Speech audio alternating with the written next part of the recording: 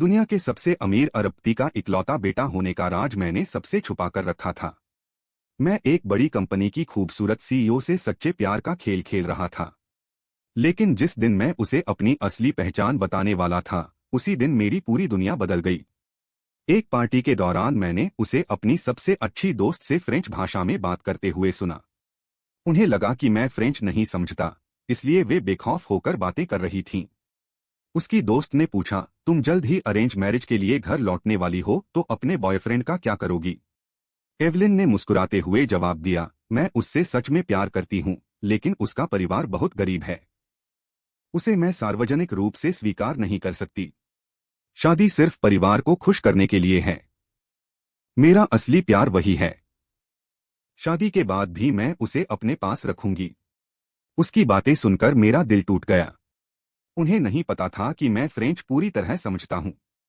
जिस लड़की के साथ मैं भविष्य के सपने देख रहा था, वह पहले ही किसी और से शादी करने का फैसला कर चुकी थी। मैं तुरंत बाहर निकला और अपने माता पिता को फोन लगाया। माँ, पापा, मैंने फैसला कर लिया है। मैं घर वापस आकर परिवार की सारी दौलत और बिजनेस संभालने के लिए तैयार हूँ। मेरी बात सुनकर वे खुशी से झूम उठे। फिर उन्होंने पूछा, क्या तुम्हारी गर्लफ्रेंड भी तुम्हारे साथ आएगी? मैं कुछ पल चुप रहा और फिर बोला, नहीं, मैं उससे ब्रेकअप करने वाला हूँ। फोन रखने के बाद मैं वापस वीआईपी रूम में गया। एवलिन ने मुझे देखकर पूछा, इतनी देर तक किससे बात कर रहे थे? लेकिन तभी किसी ने फ्रेंच में मजाक करते हुए पूछा, एवलिन, तुम्हारी और जेम्स ब्लेक की शादी कब है? एवलिन ने मेरी तरफ एक नजर डाली और फ्रेंच में जवाब दिया, लगभग आधे महीने बाद। फिर किसी ने पूछा, अगर तुम जेम्स से शादी कर रही हो तो एथन का क्या होगा? एवलिन ने शांत स्वर में कहा, शादी सिर्फ परिवार के लिए है। मैं प्यार सिर्फ एथन से करती हूँ। उसकी बात सुनकर पूरा कमरा हंसी से गूंज उठा। सभी लोग उसका मजाक उड़ाने लगे कि वह इतनी बड़ी हैसियत होने के बावजूद एक गरीब लड़के के साथ सच्चे प्यार का नाटक क्यों कर रही है। लेकिन उन्हें क्या पता था कि जिस लड़के को वे गरीब समझ रहे थे, वही दुनिया के सबसे अमीर परिवार का असली वारिस था। और अब वह अपनी पहचान वापस लेने वाला था। सभी लोग जोर जोर से हंस रहे थे। एथन रिवर्स इतना गरीब है, उसके पास विदेशी भाषा सीखने के पैसे कहाँ से आएंगे? चिंता मत करो, उसे फ्रेंच बिल्कुल नहीं आती। उनकी हर हंसी और ताना मेरे कानों में गूंज रहा था। किसी ने नहीं देखा कि मेरा चेहरा धीरे धीरे सख्त होता जा रहा था। मेरे हाथ में पकड़ा हुआ वाइन ग्लास इतनी मजबूती से दबा हुआ था कि उंगलियां सफेद पड़ गई थीं। उन्हें क्या पता था कि मैं फ्रेंच पूरी तरह समझता हूँ। और सबसे बड़ी बात, मैं कोई गरीब लड़का नहीं था। मैं दुनिया के सबसे अमीर अरबपति परिवार का इकलौता बेटा था। पिछले 5 सालों से मैं एवलिन के साथ रिश्ते में था। उसने हमेशा मेरा ख्याल रखा, लेकिन एक बात हमेशा अजीब लगती थी। उसने कभी मुझे अपने परिवार से नहीं मिलवाया। मैं सोचता था कि शायद वह हमारे सामाजिक स्तर के अंतर को लेकर परेशान है। आखिरकार फ्रॉस्ट परिवार मैनहट्टन का एक बेहद प्रतिष्ठित और अमीर परिवार था। इसीलिए मैंने फैसला किया था कि अब समय आ गया है उसे अपनी असली पहचान बताने का। मैं एक अरबपति का बेटा था। मैंने सिर्फ इसलिए अपनी पहचान छुपाई थी क्योंकि मैं अपने माता पिता की छाया में नहीं जीना चाहता था। मैं अपनी मेहनत से कुछ बनना चाहता था। लेकिन किस्मत को कुछ और ही मंजूर था। 3 दिन पहले एवलिन के ऑफिस में मुझे एक लाल रंग का शादी का निमंत्रण पत्र मिला। दूल्हे का नाम था जेम्स ब्लेक और दुल्हन थी एवलिन फ्रॉस्ट। उसी पल मुझे सच्चाई समझ आ गई। जिस लड़की ने मेरे कानों में प्यार भरी बातें की थीं, वह पहले ही परिवार की पसंद से शादी करने का फैसला कर चुकी थी। जो मुझे प्यार से अपना पति कहती थी, वही किसी और की पत्नी बनने जा रही थी। उस क्षण मुझे महसूस हुआ कि अब कुछ भी कहने का कोई मतलब नहीं बचा था। उसकी जिंदगी अपनी दिशा में आगे बढ़ने वाली थी और मैं अपनी। वह शादी करेगी और मैं अपने परिवार का साम्राज्य संभालूंगा। कुछ देर बाद पार्टी खत्म हुई और सभी लोग बाहर निकलने लगे। मैं भी उनके पीछे चल पड़ा। तभी पीछे से एक आवाज आई, यंग मास्टर रिवर्स। मैं रुक गया। पीछे मुड़कर देखा तो वह एक बिजनेस पार्टनर था जो कभी मेरे पिता से सहयोग की भीख मांग चुका था। मेरे दिल में तुरंत चिंता हुई। मैं नहीं चाहता था कि मेरी पहचान सबके सामने खुल जाए। लेकिन इससे पहले कि मैं कुछ कह पाता, एवलिन की एक दोस्त हंसते हुए बोली, यंग मास्टर, एथन रिवर्स। इसके कपड़े देखो। पूरे कपड़ों की कीमत शायद $300 भी नहीं होगी। यह कोई अमीर घर का लड़का लगता है क्या? उसकी बात सुनकर सभी लोग फिर से हंसने लगे। इस बार वे फ्रेंच में नहीं बल्कि सीधे मेरी भाषा में मेरा मजाक उड़ा रहे थे। मैंने सब कुछ सुना, लेकिन चेहरे पर कोई प्रतिक्रिया नहीं दिखाई। उसी समय एवलिन नाराज हो गई। उसने ठंडी नजरों से अपनी दोस्त को घूरा और चेतावनी दी। उस एक नजर के बाद सभी लोग चुप हो गए। घर लौटते समय पूरे रास्ते हमारे बीच एक शब्द भी नहीं बोला गया। घर पहुंचकर जूते बदलने के बाद एवलिन अचानक बोली, आगे से तुम्हें ऐसी पार्टियों में आने की जरूरत नहीं है।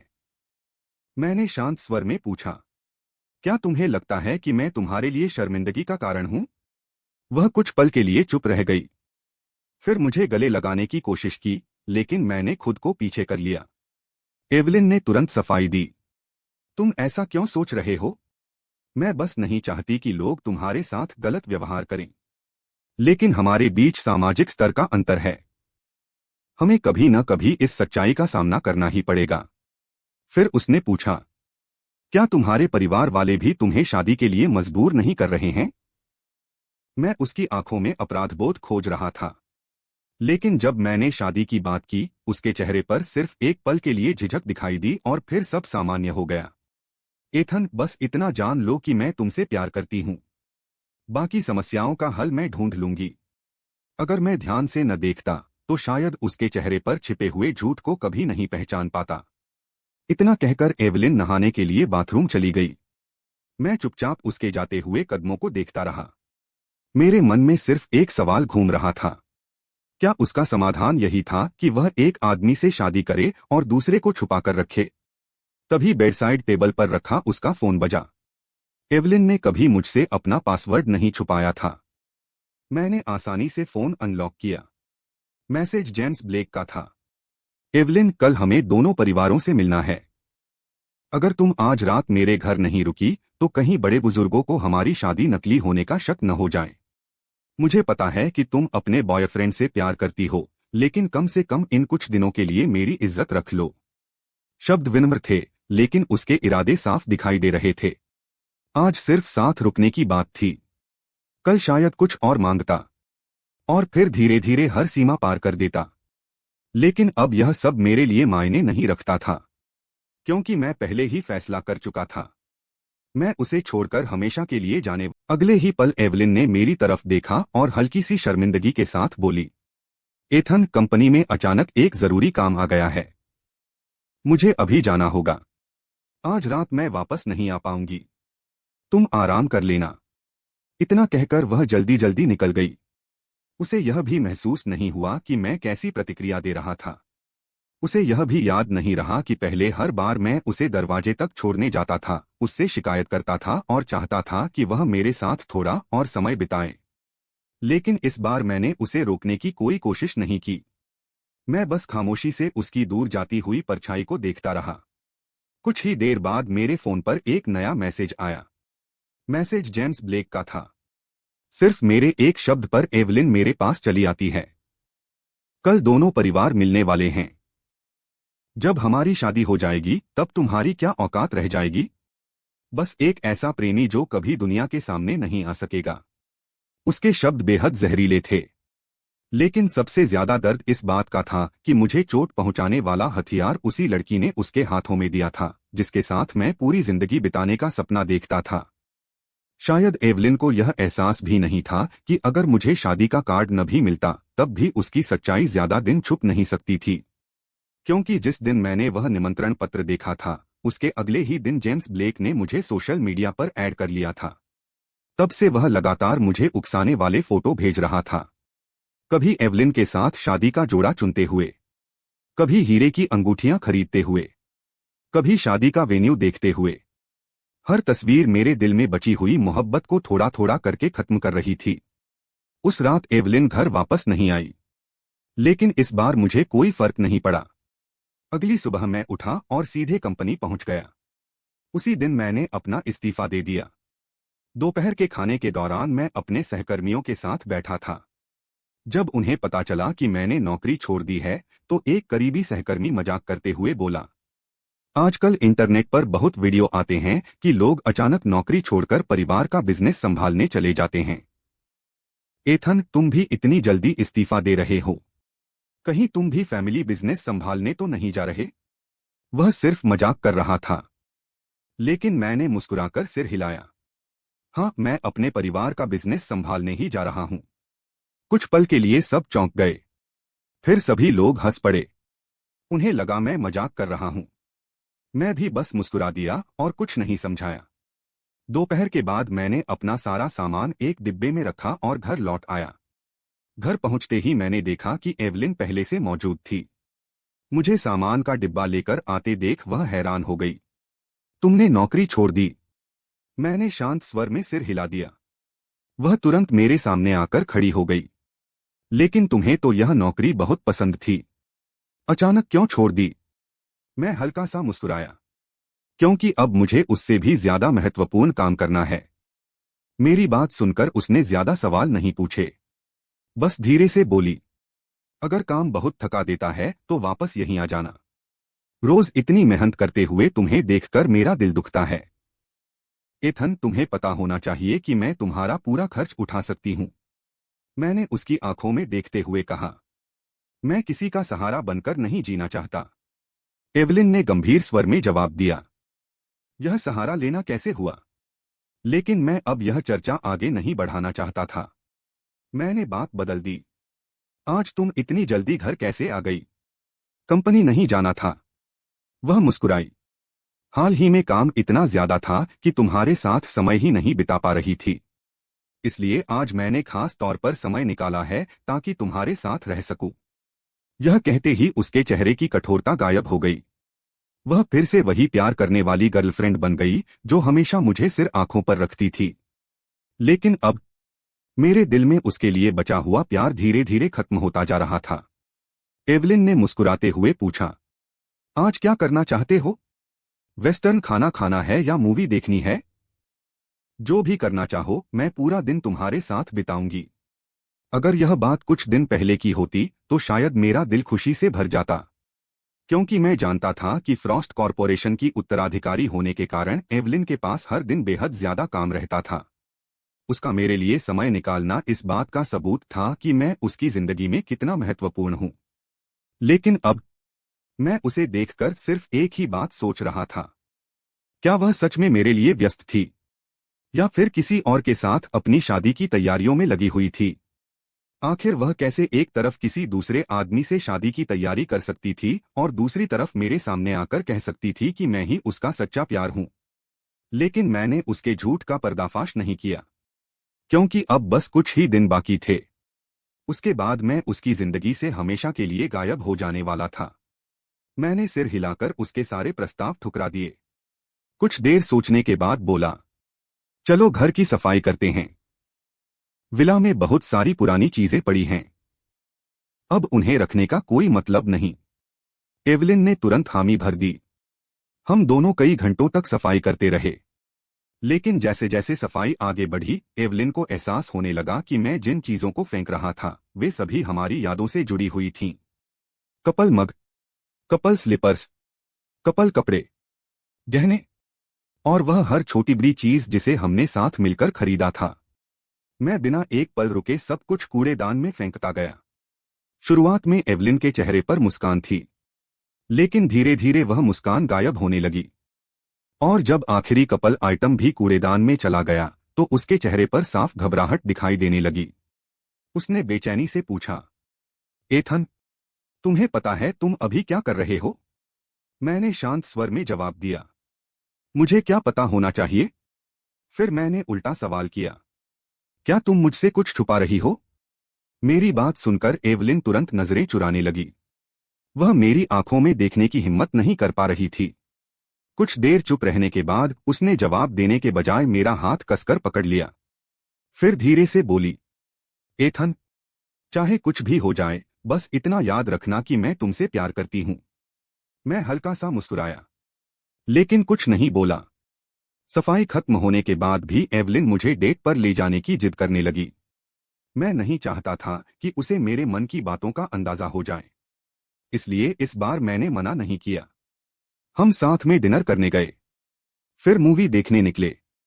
लेकिन रास्ते में उसकी कार एक शानदार ऑक्शन हाउस के सामने जाकर रुकी। जैसे ही हम अंदर जाने वाले थे, एक खूबसूरत सूट पहने आदमी हमारी तरफ बढ़ता हुआ दिखाई दिया। उसे देखते ही एवलिन के चेहरे पर एक अजीब सी घबराहट उभर आई, और यह बात मेरी नजरों से नहीं बची। मैंने तुरंत पूछा, क्या हुआ? क्या तुम इसे जानती हो? मेरे सवाल खत्म होते ही वह आदमी हमारे सामने आकर रुक गया। उसके चेहरे पर एक चमकदार मुस्कान थी। एवलिन ने परिचय करवाया, ये हमारे परिवार के पुराने दोस्तों के बेटे हैं, जेम्स ब्लेक। फिर कुछ पल रुककर उसने मेरी तरफ इशारा किया, और ये मेरे बॉयफ्रेंड एथन रिवर्स हैं। दोनों परिचयों के बीच का फर्क साफ महसूस किया जा सकता था। जेम्स के चेहरे की मुस्कान एक पल के लिए फीकी पड़ गई, लेकिन उसने तुरंत खुद को संभाल लिया और हाथ बढ़ाते हुए बोला, मैंने एवलिन के बॉयफ्रेंड के बारे में बहुत सुना है। आज मिलकर लगा कि तारीफ बिल्कुल सही थी। इसी बीच वे दोस्त भी वहां पहुंच गए जिन्होंने पहले फ्रेंच में मेरा मजाक उड़ाया था। मैं नहीं देख पा रहा था, लेकिन उन्होंने चुपके से एवलिन को आंख मारी। उसी समय मुझे समझ आ गया, यह मुलाकात कोई संयोग नहीं थी। उन्होंने जानबूझकर जेम्स ब्लेक को यहां बुलाया था। मेरे भीतर गुस्सा उबलने लगा, लेकिन मैं कुछ नहीं कर सकता था। अगर मैं अचानक भड़क जाता तो अपनी असली पहचान छुपाना मुश्किल हो जाता। इसलिए मैंने सब कुछ सहन कर लिया। ऑक्शन शुरू हुआ, और संयोग देखिए, जेम्स ब्लेक की सीट ठीक एवलिन के बगल में थी। मैसेज में जो आदमी घमंडी और उकसाने वाला लगता था, सामने से वह बिल्कुल अलग दिखाई दे रहा था। वह पढ़ा लिखा, सभ्य और प्रभावशाली दिख रहा था।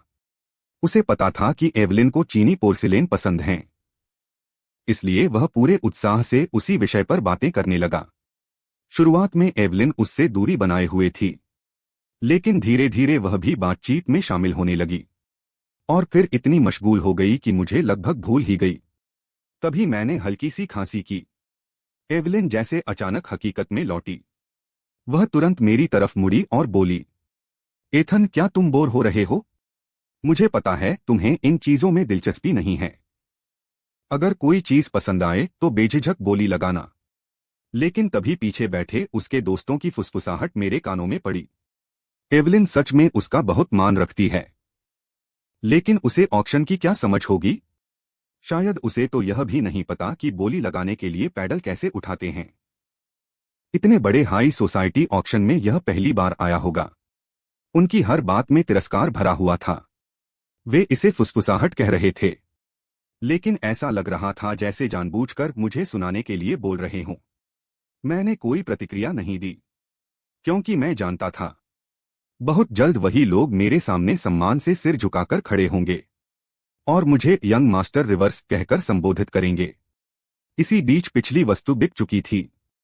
अब अगली वस्तु मंच पर लाई गई। यह एक दुर्लभ जेड की मूर्ति थी, जिसमें चीड़ के पेड़ और सारस का सुंदर चित्रण किया गया था। जेड की गुणवत्ता सर्वोच्च स्तर की थी, लेकिन सबसे खास बात होठ की घोषणा थी। उसने बताया कि यह कृति महान जेड कलाकार मास्टर जॉनसन की बनाई हुई है, जिन्हें जेड नक्काशी का दादा कहा जाता है। यह सुनते ही जेम्स ब्लेक की आंखें चमक उठीं। उसने तुरंत अपना बोली वाला पैडल उठा लिया। जेड की मूर्ति को देखते ही जेम्स ब्लेक उत्साहित हो गया। वह एवलिन की तरफ मुड़कर बोला, एवलिन, इसकी कलेक्शन वैल्यू बहुत ज्यादा है। आंटी फ्रॉस्ट का जन्मदिन आने वाला है। यह उनके लिए एक परफेक्ट गिफ्ट होगा। लेकिन जैसे ही मैंने मंच पर रखी मूर्ति को देखा, एक नजर में सब समझ गया। मैंने शांत स्वर में कहा, यह नकली है। मेरे शब्द सुनते ही जेम्स ब्लेक का चेहरा बदल गया। उसे यकीन ही नहीं हुआ कि मैंने ऐसा कहा है। वह गुस्सा होने वाला था, लेकिन एवलिन के सामने खुद को संभाल लिया। मुस्कुराते हुए बोला, और मिस्टर रिवर्स को यह कैसे पता चला? मैंने बिना किसी भाव के जवाब दिया, क्योंकि असली मूर्ति तो पहले ही दुनिया के सबसे अमीर परिवार के उत्तराधिकारी यंग मास्टर रिवर्स अपनी दादी को उपहार में दे चुके हैं। पूरी दुनिया में उसकी सिर्फ एक ही प्रतिमा है। जब असली मूर्ति पहले से मौजूद है, तो यहां रखी हुई यह मूर्ति निश्चित रूप से नकली है। मैंने सिर्फ उसे सावधान करने की कोशिश की थी, लेकिन मेरी बात खत्म होते ही पूरा हॉल हंसी से गूंज उठा। पीछे बैठे एवलिन के दोस्त जोर जोर से मेरा मजाक उड़ाने लगे। अगर कुछ नहीं पता तो जानकार बनने का नाटक मत करो। यंग मास्टर रिवर्स ने मूर्ति दे दी। क्या तुम उनके बिस्तर के नीचे छुपे हुए थे? सिर्फ इसलिए कि तुम्हारा सरनेम भी रिवर्स है, इसका मतलब यह नहीं कि तुम्हारा उनसे कोई संबंध है। सब लोग लगातार हंसते रहे। आखिरकार एवलिन ने उन्हें चुप कराया। उसने मेरा हाथ पकड़ते हुए कहा, एथन, मुझे पता है कि तुम हाल ही में एंटीक और जेड पर किताबें पढ़ रहे हो, लेकिन सिर्फ किताबें पढ़ने से विशेषज्ञ नहीं बन जाते। जेम्स बचपन से ऑक्शन में आता रहा है। उसे इन चीजों की काफी समझ है। उसके शब्द नरम थे, लेकिन मतलब साफ था। उसे भी विश्वास नहीं था कि मैं सच बोल रहा हूं। मैं बस हल्का सा मुस्कुरा दिया और कुछ नहीं कहा। आखिरकार जेम्स ब्लेक ने पूरे $100 मिलियन खर्च करके वह जेड मूर्ति खरीद ली। उसे गर्व के साथ भुगतान करते हुए देखकर मैं मन ही मन मुस्कुराया। मैं सोच रहा था, जब मिसेस फ्रॉस्ट को पता चलेगा कि उनके लिए खरीदा गया करोड़ों का तोहफा नकली है, तब उनका चेहरा कैसा होगा। लेकिन अब यह मेरी समस्या नहीं थी। कुछ देर बाद मैं हाथ धोने के लिए वॉशरूम चला गया। जैसे ही बाहर निकला, पीछे से एक परिचित आवाज सुनाई दी, एथन रिवर्स। मैंने मुड़कर देखा। जेम्स ब्लेक मेरे सामने खड़ा था। इस बार उसके चेहरे पर वह सभ्य मुस्कान नहीं थी। उसकी असली शक्ल सामने आ चुकी थी। वह ठंडे स्वर में बोला, मुझे लगा था कि मैंने बात साफ कर दी है, फिर भी तुम अभी तक एवलिन के पास बने हुए हो। क्या सच में तीसरा आदमी बनना चाहते हो? मैंने उसकी आंखों में देखते हुए जवाब दिया, मिस्टर ब्लेक, 5 साल से एवलिन के साथ मैं हूं। अगर तीसरे आदमी की बात हो रही है तो वह मैं नहीं हूं। इतना कहकर मैं उसके पास से निकलने लगा, लेकिन वह रुका नहीं। उसने पीछे से व्यंग्य करते हुए कहा, 5 साल साथ रहने के बाद भी उसने तुमसे शादी नहीं की। कभी सोचा क्यों? मैं ब्लेक परिवार का उत्तराधिकारी हूं। वह फ्रॉस्ट कॉरपोरेशन की उत्तराधिकारी है। हम दोनों एकदम परफेक्ट मैच हैं। और तुम, एक जुआरी पिता और बीमार मां का बेटा। तुम्हारे पास ऐसा क्या है जो एवलिन के योग्य हो? उसकी बात सुनकर मेरे कदम रुक गए। वह पारिवारिक कहानी तो मैंने अपनी पहचान छुपाने के लिए खुद बनाई थी, लेकिन मुझे उम्मीद नहीं थी कि एवलिन मेरी निजी बातें भी जेम्स को बता देगी। उस पल मेरे दिल में एक अजीब सी हंसी उठी। अगर सच में मेरा परिवार ऐसा होता, तो क्या एवलिन ने मेरे खिलाफ इस्तेमाल करने के लिए एक और हथियार जेम्स को नहीं सौंप दिया होता? मैंने गहरी सांस ली और शांत स्वर में कहा, तुम सही कहते हो, मैं उसके लायक नहीं हूं। फिर मैंने जेम्स की तरफ देखा और मुस्कुरा दिया। तुम दोनों सच में एक दूसरे के लिए बने हो। मैं दिल से तुम्हें 100 साल की खुशियां देता हूं। इतना कहकर मैं वहां से चला गया। कुछ ही देर बाद मेरा फोन बजा। कॉल मेरी मां की थी। जैसे ही मैंने फोन उठाया, उनकी उत्साहित आवाज सुनाई दी, एथन, जल्दी घर वापस आ जाओ। पूरा परिवार तुम्हारा इंतजार कर रहा है। हमने तुम्हारे लिए बहुत सारे उपहार तैयार किए हैं। तुम्हारे पिता और मैंने विदेश में तुम्हारे लिए एक पूरा किला खरीदा है। तुम्हारी आंटी ने तुम्हारे लिए एक दुर्लभ डायमंड घड़ी खरीदी है, जिसे कभी इंग्लैंड के राजा ने पहना था। और तुम्हारे अंकल ने तुम्हारे लिए सुपरकारों से भरा पूरा गैराज तैयार किया है। उनकी बातें सुनकर मैं हंस पड़ा। मां, मैं परिवार की संपत्ति संभालने आ रहा हूं, उसे बर्बाद करने नहीं। इतना कहते ही अचानक पीछे से एक आवाज आई। क्या कहा? परिवार की संपत्ति संभालने? मैं चौंक गया और तुरंत कॉल काट दी। पीछे मुड़कर देखा, एवलिन खड़ी थी। उसके चेहरे पर संदेह साफ दिखाई दे रहा था। कुछ पल की चुप्पी के बाद मैंने बहाना बनाया, कुछ नहीं। एक पुराना सहकर्मी पूछ रहा था कि नौकरी छोड़ने के बाद क्या करूंगा। मैंने मजाक में कह दिया कि घर जाकर फैमिली बिजनेस संभालूंगा। एवलिन ने भौहें सिकोड़ लीं, क्योंकि वह जानती थी एथन रिवर्स ऐसा मजाक करने वालों में से नहीं था। उसे महसूस हुआ कि कुछ न कुछ जरूर गलत है। लेकिन इससे पहले कि वह कुछ पूछ पाती, मैं आगे बढ़ चुका था। मैंने पीछे मुड़कर कहा, आ रही हो? अभी कुछ और ज्वेलरी पीसेस की नीलामी बाकी है। एवलिन ने सिर हिलाया और मेरे साथ वापस हॉल में आ गई। बाकी ऑक्शन के दौरान उसने कई महंगे गहने खरीदे। हर एक गहना सुंदर पैक करवाकर मेरे हाथों में रख दिया। मैंने बॉक्स को देखते हुए धीरे से कहा, मुझे इन चीजों की जरूरत नहीं है। एवलिन मुस्कुराई और मुझे गले लगाते हुए बोली, आदत पड़ जाएगी। पैसों की चिंता मत करो, मैं जिंदगी भर तुम्हारे लिए ये सब खरीद सकती हूँ। मैंने होंठ भींच लिए और मन ही मन सोचा, मुझे करोड़ों की इन चीजों की जरूरत नहीं, क्योंकि मेरे निजी संग्रह की हर एक वस्तु की कीमत ही सैकड़ों करोड़ है। ऑक्शन खत्म हो चुका था और अब सभी लोग धीरे धीरे बाहर निकलने लगे। लेकिन किसी को अंदाजा नहीं था कि बहुत जल्द यंग मास्टर रिवर्स की असली पहचान पूरी दुनिया के सामने आने वाली है। ऑक्शन खत्म होने के बाद सभी लोग बाहर निकलने लगे। आमतौर पर हर कोई अपनी अपनी कार से घर चला जाता था, लेकिन जैसे ही एवलिन और मैं कार में बैठे, इंजन स्टार्ट होने से पहले ही किसी ने खिड़की पर दस्तक दी। वह जेम्स ब्लेक था। खिड़की नीचे होते ही उसके चेहरे पर वही सभ्य मुस्कान दिखाई दी, जैसे वॉशरूम में उसने मुझे कभी धमकाया ही न हो। वह बोला, एवलिन, मेरी कार खराब हो गई है, क्या तुम मुझे घर तक छोड़ सकती हो? एवलिन ने तुरंत भौहें सिकोड़ लीं। वह मना करने ही वाली थी कि जेम्स फिर बोला, तुम्हारे माता पिता ने कहा था कि मेरा ध्यान रखना, कहीं तुम भूल तो नहीं गई? एवलिन कुछ पल चुप रही। उसका चेहरा थोड़ा फीका पड़ गया, लेकिन आखिरकार उसने सिर हिला दिया। जेम्स के चेहरे की मुस्कान और चौड़ी हो गई। फिर उसने जानबूझकर मेरी तरफ देखा और बोला, लेकिन मुझे कार में पीछे बैठने से उल्टी होती है, अगर मैं पीछे नहीं बैठ सकता तो? एवलिन ने मेरी तरफ देखा। शायद वह कुछ कहना चाहती थी, लेकिन उससे पहले ही मैंने कार का दरवाजा खोला और बिना कुछ बोले सीधे पीछे वाली सीट पर जाकर बैठ गया। मेरी हरकत इतनी तेज थी कि एवलिन कुछ कह ही नहीं पाई। उसके होंठ खुले रह गए, जैसे कोई शब्द गले में ही अटक गया हो। वह शायद कहना चाहती थी कि यह सिर्फ एक सीट है, लेकिन जब उसकी नजर रियरव्यू मिरर में मुझसे मिली तब तक मैं आंखें बंद कर चुका था। ऐसा दिखा रहा था जैसे सोना चाहता हूं। उसी समय जेम्स ब्लेक भी कार में बैठ गया।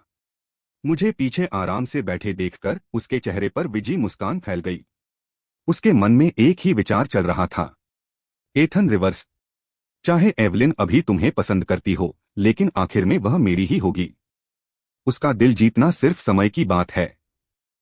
यह सोचकर उसका मूड और अच्छा हो गया। वह पूरे रास्ते एवलिन को प्यार भरी नजरों से देखता रहा, लेकिन एवलिन असामान्य रूप से चुप थी। शायद उसे भी मेरे व्यवहार में बदलाव महसूस हो रहा था। मुझे पता ही नहीं चला कि कब नींद आ गई। जब मेरी आंख खुली, कार फ्रॉस्ट फैमिली विला के गैरेज में खड़ी थी। जेम्स ब्लेक जा चुका था। एवलिन मेरे चेहरे को हल्के से छूते हुए बोली, जाग गए? तुम इतनी गहरी नींद में थे कि मैं तुम्हें जगाना नहीं चाहती थी। मैंने सिर्फ सिर हिलाया, फिर बिना कुछ कहे कार से उतरकर घर की तरफ चल दिया। जब तक एवलिन बाहर निकली, मैं मुख्य दरवाजे तक पहुंच चुका था। वह जल्दी से मेरे पास आई और रास्ता रोककर खड़ी हो गई। क्या तुम नाराज हो? जेम्स सिर्फ परिवार के दोस्तों का बेटा है, इतना मत सोचो। मैंने बस एक हल्की सी आवाज निकाली। एवलिन को लगा मैं अभी भी गुस्से में हूं। उसने मेरा हाथ पकड़ने की कोशिश की, फिर धीरे से बोली, सच में वह सिर्फ परिवार का दोस्त है। मेरे प्यार, मैं सिर्फ तुमसे प्यार करती हूं, तुम यह जानते हो। इतना कहकर वह मुझे चूमने के लिए आगे बढ़ी, लेकिन इस बार मैंने उसे पीछे धकेल दिया। उसके चेहरे पर हैरानी साफ दिखाई दे रही थी। मैंने शांत स्वर में कहा, मेरी तबीयत ठीक नहीं है, मैं कमरे में जाकर आराम करूंगा। फिर सीधे अपने कमरे में चला गया और दरवाजा अंदर से बंद कर लिया। पहली बार मैंने एवलिन को अपने कमरे के बाहर छोड़ दिया। अगली सुबह हम दोनों नीचे डाइनिंग टेबल पर नाश्ता कर रहे थे। तभी मेरे फोन में अलार्म बज उठा। स्क्रीन पर लिखा था, माता पिता से मिलने का दिन। एवलिन ने भी वह नोटिफिकेशन देख लिया। कभी मैं उसे अपनी असली पहचान बताने वाला था, इसीलिए मैंने उसे अपने माता पिता से मिलने के लिए बुलाया था, और उसने हाँ भी कह दी थी। कुछ पल के लिए हमारी नजरें मिली। मैं सोच रहा था कि इस मुलाकात को कैसे रद्द करूं, लेकिन तभी एवलिन का फोन बज उठा। कॉल जेम्स ब्लेक की थी। फोन पर क्या बात हुई मुझे नहीं पता, लेकिन कॉल खत्म होते ही उसके चेहरे का रंग बदल गया। वह मेरी तरफ मुड़ी और बोली, एथन, अचानक एक जरूरी काम आ गया है। तुम्हारे माता पिता से अगली बार मिल लेंगे। मुझे लगा था कि यह सुनकर मुझे गुस्सा आएगा, लेकिन आश्चर्य की बात यह थी कि मैं बिल्कुल शांत था। मैं मुस्कुराया और बोला, ठीक है, वैसे भी आज मुझे भी कुछ काम है। कुछ देर बाद एवलिन चली गई और मैं भी घर से निकल पड़ा। इस बार मेरा गंतव्य एक शॉपिंग मॉल था। मैं उन दोस्तों के लिए उपहार खरीदना चाहता था जिनसे जल्द ही मिलने वाला था। मैंने हर दोस्त के लिए एक एक महंगा लग्जरी गिफ्ट खरीदा। जब हम मिले और उन्होंने बॉक्स खोले तो सबकी आंखें हैरानी से फैल गईं। एथन, यह सब कहां से लाए? ये तो बेहद महंगे ब्रांड हैं और सब कुछ असली है। उनके उत्साहित चेहरे देखकर मैं मुस्कुरा दिया। मैंने उन्हें समझाने की कोशिश की, लेकिन किसी ने विश्वास नहीं किया। आखिरकार मैंने गहरी सांस ली और पहली बार अपनी असली पहचान बता दी। दरअसल मैंने जो जुआरी पिता और बीमार मां की कहानी सुनाई थी, वह सब झूठ था। सब लोग मुझे हैरानी से देखने लगे। मैंने मुस्कुराते हुए कहा, मेरी असली पहचान यह है कि मैं दुनिया के सबसे अमीर अरबपति परिवार का इकलौता उत्तराधिकारी हूं। यह सुनते ही पूरे कमरे में सन्नाटा छा गया। मैंने अपने दोस्तों की तरफ देखकर मुस्कुराते हुए कहा, आज मैं तुम सबको अलविदा कहने आया हूं, क्योंकि मुझे घर वापस जाकर अपने परिवार की अरबों की संपत्ति संभालनी है। मेरी बात सुनते ही पहले तो सभी दोस्त हैरान रह गए। फिर अगले ही पल पूरा रेस्टोरेंट खुशी के शोर से गूंज उठा। यंग मास्टर हमारे बीच बैठा था। हम इतने सालों तक अरबपति के बेटे के दोस्त रहे। उनकी खुशी का ठिकाना नहीं था। कुछ देर जश्न मनाने के बाद अचानक एक दोस्त ने गंभीर होकर पूछा, लेकिन एवलिन का क्या होगा? क्या उसे तुम्हारी असली पहचान के बारे में पता है? एवलिन का नाम सुनते ही मेरे चेहरे की मुस्कान थोड़ी फीकी पड़ गई। मैंने शांत स्वर में कहा, वह किसी और से शादी करने वाली है। यह सुनते ही सब लोग अविश्वास से मुझे देखने लगे। क्या? यह कैसे हो सकता है? हमारी नजरों में तो वह अमीर परिवारों में सबसे वफादार लड़की थी। एक दोस्त तुरंत बोला, 3 साल पहले तुम्हें एपिफिलम फूल पसंद आ गए थे। उसने तुम्हारे लिए दुनिया भर के दुर्लभ एपिफिलम खरीद डाले थे। दूसरा बोला, 2 साल पहले तुम्हें फ्लू हुआ था। वह विदेश में $100 मिलियन का कॉन्ट्रैक्ट छोड़कर वापस आई थी। पूरी रात जागकर तुम्हारी देखभाल करती रही।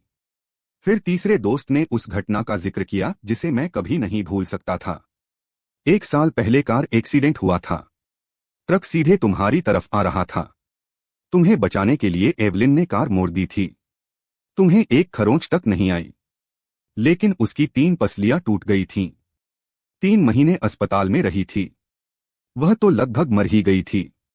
दोस्तों की बातें सुनकर मेरा दिल फिर से भारी हो गया, क्योंकि यह सब सच था। उस समय एवलिन सच में मुझसे प्यार करती थी। इतना प्यार कि अपनी जान तक दांव पर लगा सकती थी। लेकिन अब? मैंने सिर हिलाया और हल्की मुस्कान के साथ कहा, वह आज भी मुझसे प्यार करती है, लेकिन उसके परिवार को लगता है कि मेरी हैसियत उसके लायक नहीं है। और मेरी पहचान बताने से पहले ही उसने शादी के लिए हाँ कर दी। उसकी योजना है कि शादी के बाद भी मुझे अपने पास रखे। यह सुनते ही सभी दोस्त गुस्से से भर उठे। क्या मतलब प्रेमी बनाकर रखेगी? दुनिया के सबसे अमीर परिवार के उत्तराधिकारी को? फ्रॉस्ट परिवार पागल हो गया है। एक दोस्त हंसते हुए बोला, जब उसे तुम्हारी असली पहचान पता चलेगी वह पछतावे में पागल हो जाएगी। तुम्हें खोने के बाद वह जिंदगी भर रोएगी। उसी समय रेस्टोरेंट का दरवाजा खुला और अंदर आए एवलिन और जेम्स ब्लेक। उन्होंने हमारी आखिरी बात सुन ली थी। एवलिन ने भौहें सिकोड़ते हुए पूछा, कौन सी असली पहचान? मेरे एक दोस्त ने घबराकर कुछ बोलना चाहा, लेकिन मैंने तुरंत उसे रोक दिया। मैंने ठंडी नजरों से एवलिन और जेम्स को देखा। तुम दोनों यहां क्या कर रहे हो? एवलिन ने नजरें चुराईं। उसके चेहरे पर अपराधबोध साफ दिखाई दे रहा था। वह बोली, हमारे परिवारों के बीच एक बिजनेस सहयोग है, उसी के बारे में बात करनी थी। मैं हल्का सा हंस पड़ा। बेशक मुझे पता था कि वह किस सहयोग की बात कर रही है। वह कोई बिजनेस डील नहीं थी, वह शादी की डील थी। इसके बाद वे दोनों हमारे साथ नहीं बैठे, बल्कि पास वाली टेबल पर जाकर बैठ गए। लेकिन दूरी इतनी कम थी कि मैं सब कुछ साफ देख सकता था। एवलिन उसके लिए स्टेक काट रही थी। जेम्स उसके पसंदीदा व्यंजन उसकी प्लेट में रख रहा था। एवलिन उसे नैपकिन दे रही थी। जेम्स उसके होंठ के कोने पर लगा दाग साफ कर रहा था।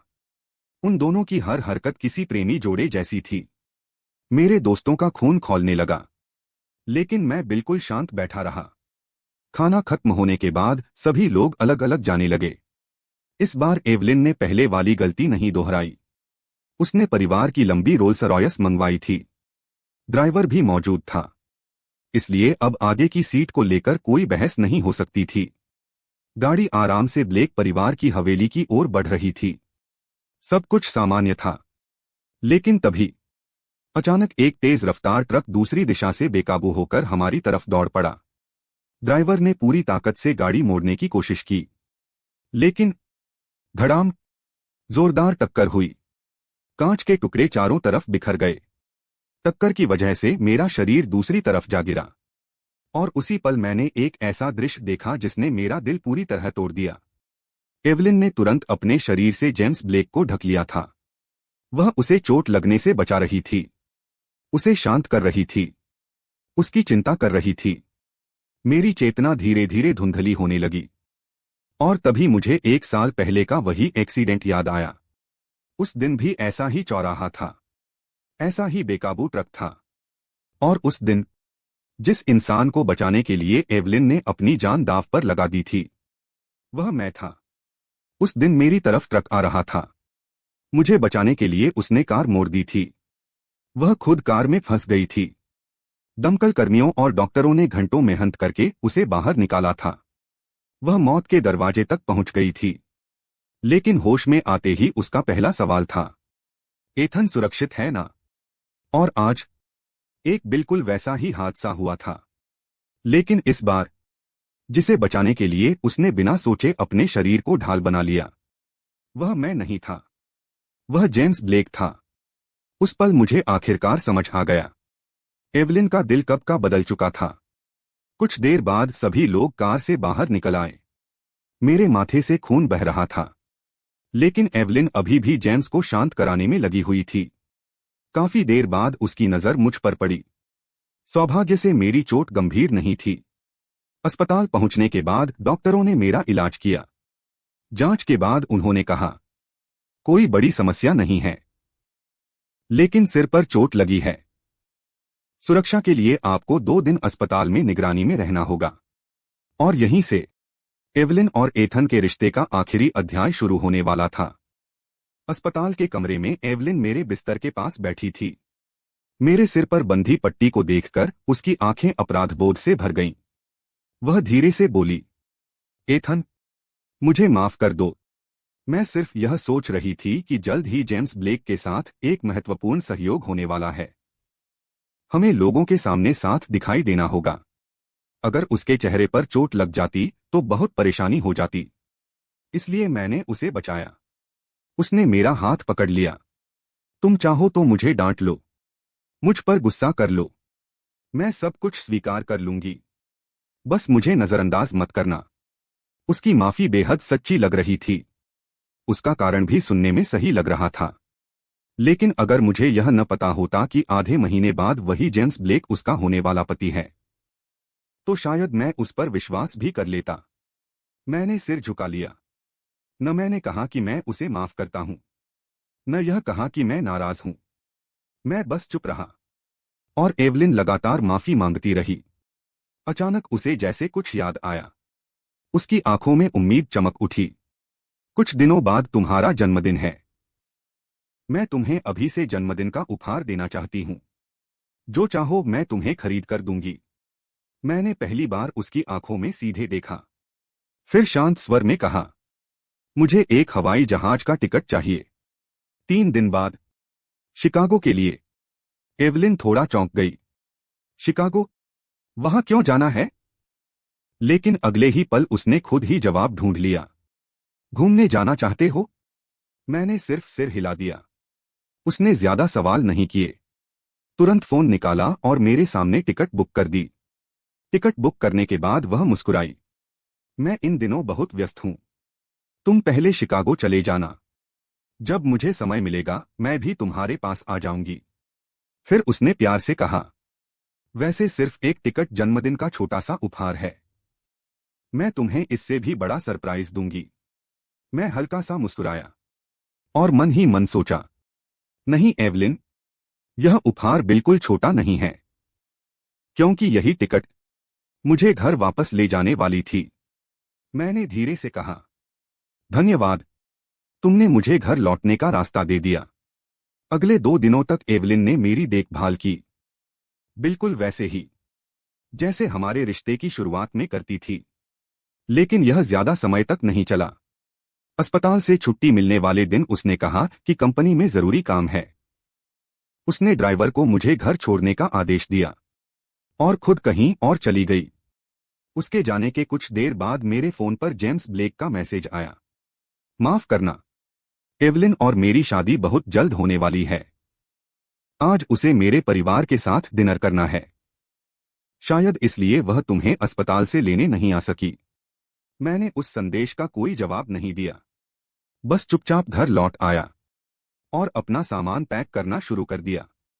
रवाना होने वाले दिन मैं बहुत सुबह उठ गया। उड़ान में अभी 7 घंटे बाकी थे। मैं एक एक करके अपने सूटकेस बाहर निकाल रहा था। तभी सामने से एवलिन वापस आती दिखाई दी। दरवाजे के पास रखे इतने सारे सूटकेस देखकर उसका चेहरा बदल गया। उसके दिल में अचानक एक अजीब सी बेचैनी उठी। यह सब क्या है? तुम तो सिर्फ शिकागो घूमने जा रहे थे ना? मैंने शांत स्वर में कहा। हाँ, क्या तुम भूल गई? यही तो तुम्हारा दिया हुआ उपहार है। लेकिन मेरे जवाब से उसकी बेचैनी कम नहीं हुई। वह सूटकेसों को घूरते हुए बोली, 2 दिन के ट्रिप के लिए इतना सामान कौन ले जाता है? मैं मुस्कुराया, कुछ ज्यादा कपड़े रख लिए हैं, फोटो भी तो खींचनी है। लेकिन एवलिन जानती थी कि मुझे फोटो खींचवाना कभी पसंद नहीं था और मैंने पहले कभी इतना सामान नहीं उठाया था। उसके मन में डर बढ़ता जा रहा था। वह सूटकेस खोलकर देखना चाहती थी कि कहीं मैं सचमुच हमेशा के लिए तो नहीं जा रहा। लेकिन तभी उसका फोन बज उठा। स्क्रीन पर नाम चमका, जेम्स ब्लेक। कॉल सुनने के बाद वह कुछ पल चुप रही, फिर आखिरकार बाहर जाने लगी। जाने से पहले उसने पीछे मुड़कर कहा, एथन, ज्यादा दिन मत रुकना, जल्दी वापस आ जाना। मैं खुद एयरपोर्ट आकर तुम्हें लेने आऊंगी। मैंने कोई जवाब नहीं दिया, क्योंकि मैं जानता था मैं कभी वापस नहीं आने वाला। यह हमारी आखिरी मुलाकात थी, हमेशा के लिए। उड़ान में 5 घंटे बाकी थे। मैंने घर का मुख्य पासवर्ड बदल दिया। पहले वह मेरा जन्मदिन था, अब मैंने उसे जेम्स ब्लेक के जन्मदिन में बदल दिया। फिर दरवाजे पर एक नोट चिपका दिया, वैसे भी यह घर अब मिस्टर ब्लेक का होने वाला है। उनकी जन्मतिथि ही पासवर्ड होना अधिक उचित है। उड़ान में 3 घंटे बाकी थे। मैंने घर के हर कोने से अपनी और एवलिन की तस्वीरें उतारनी शुरू कर दी। एक एक करके उन्हें फायरप्लेस में झोंक दिया। आतिशबाजी के नीचे लिया गया हमारा चुंबन, सितारों भरी रात में उसका प्यार का इजहार, हमेशा साथ रहने की कसम। मेरे लिए उसकी टूटी हुई पसलियां, उसकी सोशल मीडिया की हर तस्वीर जिसमें मैं था। वसंत, गर्मी, पतझड़, सर्दी, हमने चारों मौसम साथ बिताए थे। लेकिन अब सब कुछ आग में जल रहा था, और हमारी कहानी भी। उड़ान में 2 घंटे बाकी थे। तभी मेरे फोन पर एक वीडियो आया। भेजने वाला था जेम्स ब्लेक। वीडियो में दोनों परिवार मौजूद थे, एवलिन के दोस्त, जेम्स के रिश्तेदार, दोनों पक्षों के माता पिता, और बीच में बैठे थे एवलिन और जेम्स। चारों तरफ शोर मचा हुआ था। किस करो, किस करो, कुछ ही दिनों में शादी होने वाली है। इतनी शर्म कैसी? जेम्स ब्लेक मुस्कुराते हुए आंखें बंद कर एवलिन की तरफ झुक गया। भीड़ और जोर से चिल्लाने लगी, एवलिन, वापस किस करो, वापस किस करो। पूरा कमरा उत्साह से भरा हुआ था। और फिर एवलिन ने सामने खड़े जेम्स को देखा। धीरे धीरे अपनी आंखें बंद कर लीं। यहीं पर एथन के दिल में बची हुई आखिरी उम्मीद भी खत्म हो गई। वीडियो बार बार मेरे फोन की स्क्रीन पर चल रहा था। एक बार, दो बार, तीन बार, जब तक वह सातवीं बार नहीं चल गया। तभी जेम्स ब्लेक का नया मैसेज आया। उसने लिखा, एथन रिवर्स, देखा तुमने? मैं वही दामाद हूं जिसे पूरा फ्रॉस्ट परिवार स्वीकार करता है। तुम्हारा परिवार इतना गरीब है कि फ्रॉस्ट परिवार कभी तुम्हें अपनाने की सोच भी नहीं सकता। तुम्हारी हैसियत तो एक भिखारी से भी बदतर है। तो क्या हुआ अगर एवलिन तुमसे प्यार करती है? मैं धीरे धीरे उसकी सारी भावनाएं बदल रहा हूं। एक दिन वह पूरी तरह मेरी हो जाएगी। संदेश पढ़कर मैं कुछ सेकंड तक स्क्रीन को देखता रहा। फिर अचानक हंस पड़ा। पहले हल्की हंसी, फिर और ज्यादा, क्योंकि जेम्स ब्लेक को अभी तक सच्चाई का 1% भी नहीं पता था। उसे लगता था कि उसने जीत हासिल कर ली है। उसे लगता था कि उसने मुझे हरा दिया है। लेकिन वह नहीं जानता था, जिस इंसान को वह गरीब समझकर अपमानित कर रहा है, वही व्यक्ति दुनिया के सबसे बड़े अरबपति साम्राज्य का उत्तराधिकारी है। और कुछ ही घंटों बाद मैं हमेशा के लिए इस शहर से चला जाने वाला था। मैंने फोन खोला, जेम्स का चैट बॉक्स देखा, फिर बिना कुछ लिखे उसे ब्लॉक कर दिया। अब उसकी कोई बात मेरे लिए मायने नहीं रखती थी, क्योंकि जिस खेल को वह जीत समझ रहा था, मैं उस खेल से बहुत पहले बाहर निकल चुका था। मैंने घर के चारों ओर आखिरी बार नजर दौड़ाई। हर कोना, हर दीवार, हर याद कभी मेरी और एवलिन की कहानी का हिस्सा थे। लेकिन अब सब खत्म हो चुका था। कुछ देर बाद टैक्सी दरवाजे पर आकर रुकी। मैंने अपना आखिरी सूटकेस उठाया, फिर एक बार पीछे मुड़कर उस विला को देखा। वही घर जहां मैंने 5 साल बिताए थे, वही घर जहां मैंने भविष्य के सपने देखे थे, और वही घर जहां मेरा दिल टूटा था। मैंने धीरे से सांस छोड़ी, फिर टैक्सी में बैठ गया।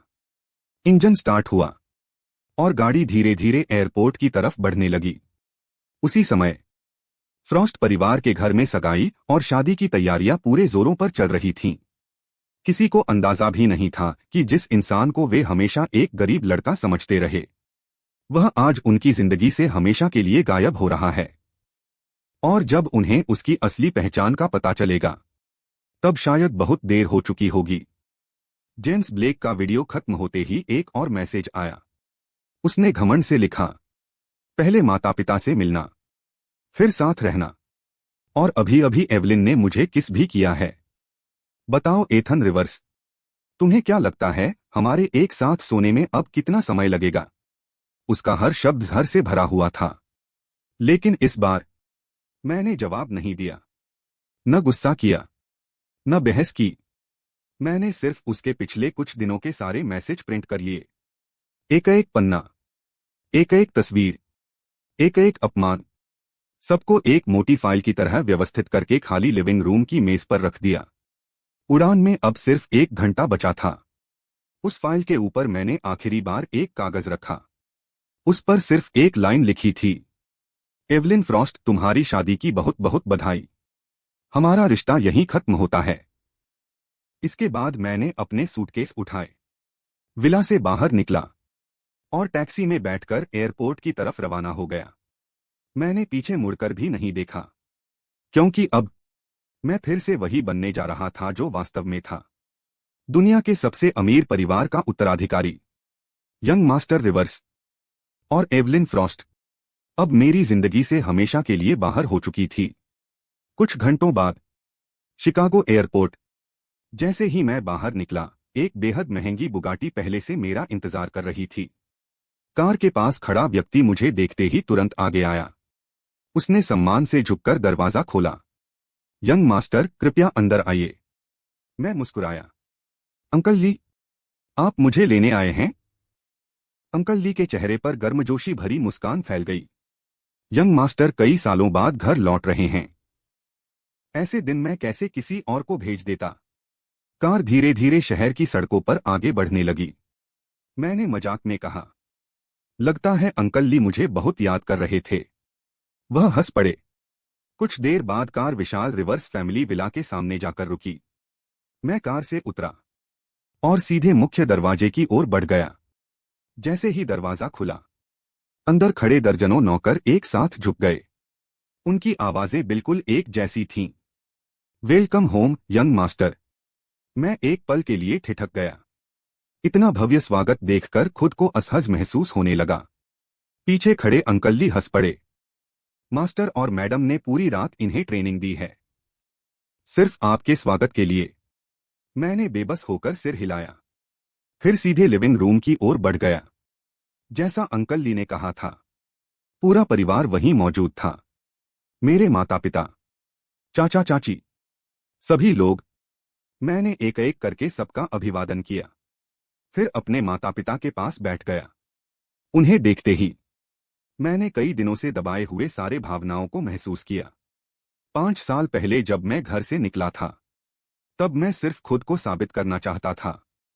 फिर मेरी मुलाकात एवलिन फ्रॉस्ट से हुई। मैंने उसे अपना पूरा दिल दे दिया। मैं सचमुच उससे शादी करना चाहता था। मुझे यकीन था कि हम हमेशा साथ रहेंगे। लेकिन आखिर में मैं लगभग उसका छुपा हुआ प्रेमी बनकर रह जाता। मेरी सच्ची मोहब्बत का यही इनाम मिला। माँ ने मेरे कंधे पर हाथ रखा। जो बीत गया उसे जाने दो। जिंदगी में गलतियां होना बुरी बात नहीं है। जरूरत पड़ी तो हम फिर से शुरुआत करेंगे। हमारे पास खोने से ज्यादा पाने के मौके हैं। उनकी बातें सुनकर मेरे दिल का बोझ थोड़ा हल्का हो गया। माहौल बदलने के लिए परिवार ने तुरंत मेरे लिए तैयार किए गए उपहार निकालने शुरू कर दिए। और तब मुझे एहसास हुआ, माँ फोन पर बिल्कुल भी बढ़ा चढ़ाकर नहीं बोल रही थीं, बल्कि उन्होंने तो बहुत कम बताया था। मेरे सामने प्रॉपर्टी के कागजों का ढेर लगा दिया गया। महंगी कारों की चाबियां, दुनिया भर की संपत्तियों के दस्तावेज, और बीच में रखा था सोने और हीरों से बना एक दुर्लभ डायमंड वॉच, जिसकी कीमत सुनकर सामान्य लोग बेहोश हो जाएं। लेकिन परिवार अभी भी संतुष्ट नहीं था। वे लगातार मेरे सामने और चीजें रखते जा रहे थे। तभी अचानक मेरी चाची ने मेज पर हाथ मारा। उनकी आंखें चमक उठीं। एथन अभी अभी ब्रेकअप से गुजरा है ना? परफेक्ट। मेरी एक दोस्त की बेटी अभी विदेश से लौटी है। वह बहुत सुंदर और समझदार लड़की है। तुम दोनों मिलकर देखो। मैं तुरंत घबरा गया। नहीं नहीं, इसकी जरूरत नहीं है। लेकिन चाची ने मेरी एक नहीं सुनी। उन्होंने सीधा अपना फोन निकाला और लड़की का कांटेक्ट मेरे सामने रख दिया। दोस्ती ही सही, लेकिन एक बार मिल तो लो। उनके उत्साह के सामने आखिरकार मुझे मानना पड़ा। मैंने कांटेक्ट खोलकर देखा, लेकिन अगले ही पल में ठिठक गया, क्योंकि मैं पहले से ही उस लड़की का फ्रेंड था। कोई नाम सेव नहीं था, सिर्फ एक प्रोफाइल फोटो। अंधेरी रात में चमकता हुआ चांद। मैं लंबे समय तक सोचता रहा, लेकिन याद नहीं आया कि मैंने उसे कब ऐड किया था। आखिरकार मैंने फोन बंद कर दिया। सोचा, मुलाकात होने पर सब पता चल जाएगा। उधर मैं अपनी नई जिंदगी शुरू करने की तैयारी कर रहा था, और दूसरी तरफ उसी रात एवलिन फ्रॉस्ट घर वापस लौटी। चारों तरफ अंधेरा था। विला की एक भी लाइट नहीं जल रही थी। उसे दरवाजे पर चिपका हुआ नोट भी दिखाई नहीं दिया। उसने हमेशा की तरह पासवर्ड डाला, लेकिन पासवर्ड सही होने के बावजूद दरवाजा नहीं खुला। एवलिन के चेहरे का रंग अचानक बदल गया। उसे बिल्कुल अंदाजा नहीं था कि उसकी जिंदगी का सबसे बड़ा झटका अभी उसका इंतजार कर रहा है। एवलिन कुछ पल तक दरवाजे के सामने खड़ी रह गई। उसकी नजर आखिरकार उस नोट पर पड़ी जो दरवाजे पर चिपका हुआ था। उस पर लिखा था, वैसे भी यह घर अब मिस्टर ब्लेक का होने वाला है, इसलिए पासवर्ड भी उनके जन्मदिन पर रखना ज्यादा उचित है। Mister Blake, James Blake. यह नाम पढ़ते ही एवलिन का दिल जोर से धड़क उठा। उसके मन में अचानक एक भयानक सवाल आया, क्या एथन को सब कुछ पता चल गया है? लेकिन अगले ही पल उसने खुद को समझाया, यह संभव नहीं था। वह और जेम्स ब्लेक केवल कुछ ही बार खुलेआम मिले थे। किसी ने एथन को कुछ नहीं बताया होगा। तो फिर उसे शादी के बारे में कैसे पता चल सकता था? घबराहट में उसने जेम्स ब्लेक का जन्मदिन पासवर्ड के रूप में डाला। क्लिक। दरवाजा खुल गया। वह जल्दी से अंदर दाखिल हुई और लाइट ऑन कर दी।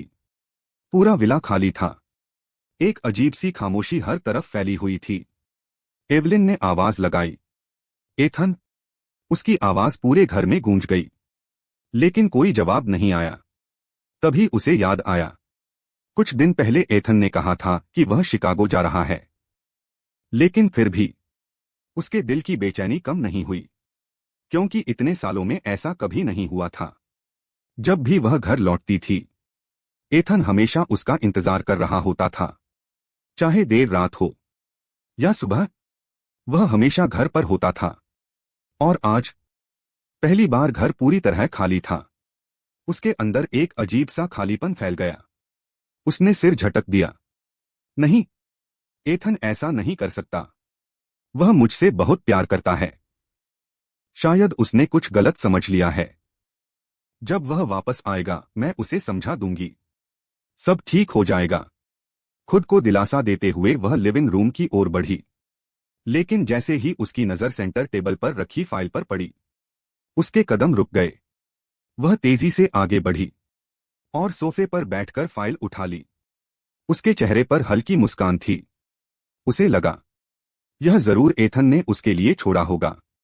वह सिर्फ नाराज है, थोड़ा रूठा हुआ है। आखिर वह उसे छोड़कर कैसे जा सकता है?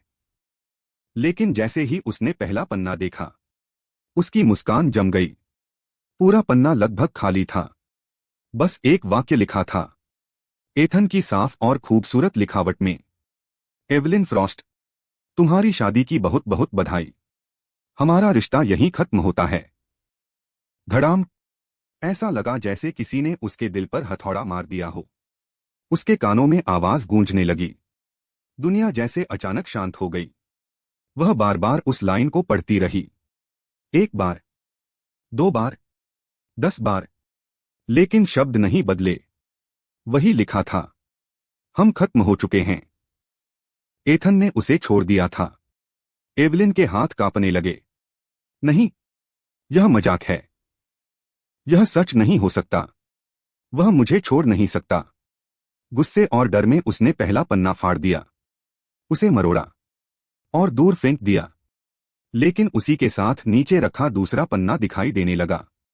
यह स्क्रीनशॉट्स थे, बहुत सारे स्क्रीनशॉट्स। एवलिन ने पहला पन्ना उठाया और अगले ही पल उसका चेहरा सफेद पड़ गया, क्योंकि स्क्रीनशॉट भेजने वाला व्यक्ति था जेम्स ब्लेक। पहला संदेश लगभग आधे महीने पुराना था। उसमें लिखा था, सुना है तुम एवलिन के छुपे हुए प्रेमी हो। मेरा परिचय ले लो। मैं जेम्स ब्लेक हूं, उसका मंगेतर। समझदारी से खुद ही चले जाओ, वरना हमारी शादी के बाद तुम्हें इस घर से निकाल दिया जाएगा। एवलिन की सांसें तेज होने लगीं। वह अगले पन्ने पर पहुंची। उसमें लिखा था, मेरे एक फोन पर एवलिन मेरे पास चली आती है। कल हम दोनों परिवारों से मिलने वाले हैं। जब हमारी शादी हो जाएगी, तब तुम्हारी क्या औकात होगी? एक ऐसा प्रेमी जिसे दुनिया के सामने दिखाया भी नहीं जा सकता। एवलिन का हाथ कांप गया। वह अगले पन्ने पर पहुंची और फिर अगले पर। हर पन्ना एक नया वार था, एक नई चोट। कुछ जगह तस्वीरें थीं। जेम्स और एवलिन शादी के कपड़े ट्राई कर रहे थे, हीरे की अंगूठियां चुन रहे थे, शादी का वेन्यू देख रहे थे। और फिर वह तस्वीर सामने आई जिसने एवलिन की पूरी दुनिया हिला दी। वह उसी वीडियो का स्क्रीनशॉट था, जहां परिवार और दोस्तों की भीड़ के बीच जेम्स उसकी तरफ झुक रहा था और उसने अपनी आंखें बंद कर ली थीं। वह वही पल था जिसे जेम्स ने जानबूझकर चुनकर भेजा था। एवलिन स्क्रीन को घूरती रह गई। अब उसे सब समझ में आने लगा था। एथन ने यह सब देखा था। हर मैसेज, हर तस्वीर, हर अपमान, हर धोखा। और वह कुछ भी नहीं जानती थी। उसने हमेशा सोचा था कि वह एथन की रक्षा कर रही है, लेकिन सच यह था कि वह खुद उसे सबसे ज्यादा चोट पहुंचा रही थी। उसकी आंखों में आंसू भरने लगे और पहली बार एवलिन फ्रॉस्ट को महसूस हुआ कि शायद इस बार उसने सचमुच एथन को हमेशा के लिए खो दिया है। स्क्रीनशॉट में वही तस्वीर थी, जिसे जेम्स ब्लेक सबसे ज्यादा चाहता था कि मैं देखूं। दोनों परिवारों और दोस्तों के सामने एवलिन और जेम्स एक दूसरे को गहराई से किस कर रहे थे। उसी पल एवलिन के दिमाग में जैसे आखिरी डोर भी टूट गई। उसका चेहरा एकदम सफेद पड़ गया। दिल में ऐसा डर भर गया जिसे वह शब्दों में बयान नहीं कर सकती थी। वह लगातार बड़बड़ाने लगी, यह सच नहीं है, यह सच नहीं हो सकता, नहीं, नहीं। अचानक वह सोफे से उठी और ऊपर बेडरूम की तरफ भागी, लेकिन उसके पैर कांप रहे थे। सीढ़ियों पर उसका संतुलन बिगड़ गया। धड़ाम! वह कई सीढ़ियां लुढ़कते हुए नीचे गिर गई। तेज दर्द ने कुछ पल के लिए उसकी चेतना वापस ला दी। दांत भींचकर उसने रेलिंग पकड़ी और लंगड़ाते हुए फिर से ऊपर चढ़ने लगी। आखिरकार वह बेडरूम तक पहुंच गई, लेकिन कमरे में दाखिल होते ही उसकी सांस रुक गई। कमरे में सिर्फ उसकी चीजें बची थीं। एथन से जुड़ी हर चीज गायब थी। अलमारी में नहीं, डेस्क पर नहीं, बाथरूम में नहीं, कहीं भी नहीं। यहां तक कि बेडसाइड टेबल पर रखी उनकी फोटो फ्रेम्स भी खाली थीं। फोटो तक निकाल ली गई थीं। सिर्फ खाली फ्रेम बचे थे। एवलिन की आंखों में फिर डर चमक उठा। उसने अलमारी खोली, दराजें खोली, स्टडी रूम देखा, बाथरूम देखा, पूरे विला को छान मारा, लेकिन उसे एथन से जुड़ी एक भी चीज नहीं मिली। तभी उसे कुछ दिन पहले की बात याद आई, जब एथन ने अचानक कहा था, चलो घर साफ करते हैं, और फिर एक एक करके उनके सारे कपल आइटम फेंक दिए थे। उस समय उसने सोचा था कि वह बस नाराज है, लेकिन अब उसे समझ आया, वह पहले से तैयारी कर रहा था। वह तब से जा रहा था, और उसने जानबूझकर एक भी याद अपने पीछे नहीं छोड़ी। एवलिन का दिल डूबने लगा। 5 साल, पूरे 5 साल। क्या वह सचमुच उसे छोड़ सकता था?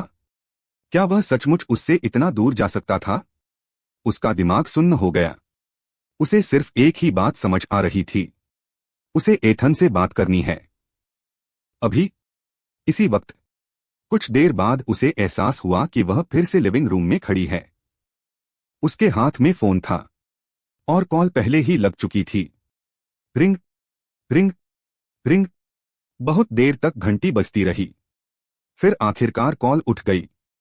दूसरी तरफ से नींद भरी आवाज आई। कौन है?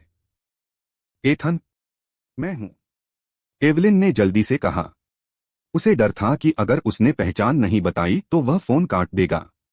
तुम कहाँ हो? मैं तुमसे मिलना चाहती हूं। हमारी तस्वीरें कहाँ हैं? दूसरी तरफ अचानक खामोशी छा गई। अब तक एथन पूरी तरह जाग चुका था। उसने स्क्रीन देखी, और तभी उसे याद आया, वह एवलिन का नंबर ब्लॉक करना भूल गया था। कुछ सेकंड तक वह चुप रहा। उधर एवलिन बार बार उसका नाम पुकार रही थी। एथन, एथन, कृपया कुछ तो कहो।